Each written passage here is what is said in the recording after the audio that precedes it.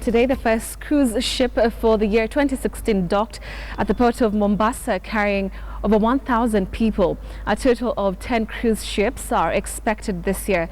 John Juma tells us more from Mombasa.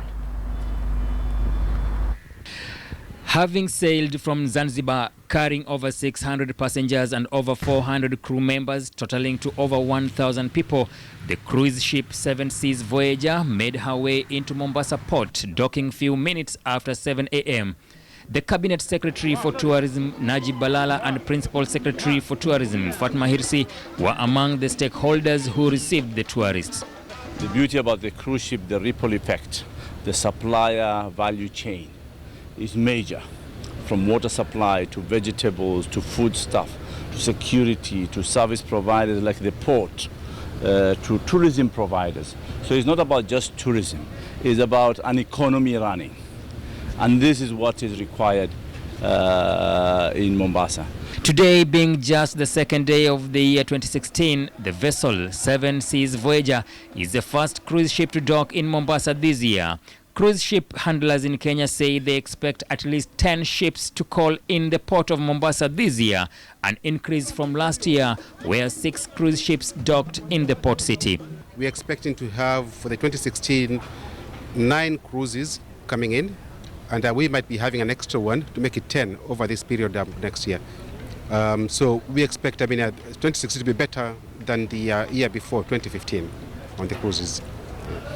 And what we are doing now in the marketing is we are trying to increase the calls, in that instead of having the day calls, we'll be having the overnight calls from next year, 2017 and 18 on the calls.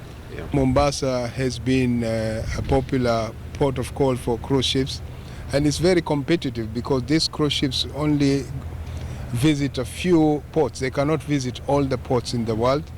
So we are competing with many other ports, and they're looking at issues like safety, security, services, efficiency.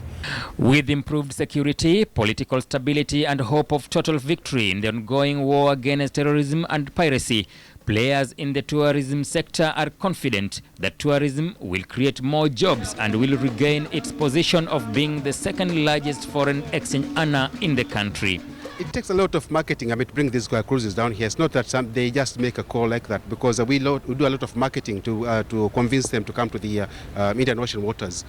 Previously, because of the piracy, most of the cruises were never scheduled to come to on our waters. We will jointly with Abercrombie and Kent attend the Miami Convention, the cruise ship Miami Convention in March 17th this year, to see how best we can encourage and bring more cruise ships in the region. This is the first cruise ship docking in the port of Mombasa in the year 2016, an indication that tourism is getting back to its lost glory. John Juma, KTN News, the port of Mombasa.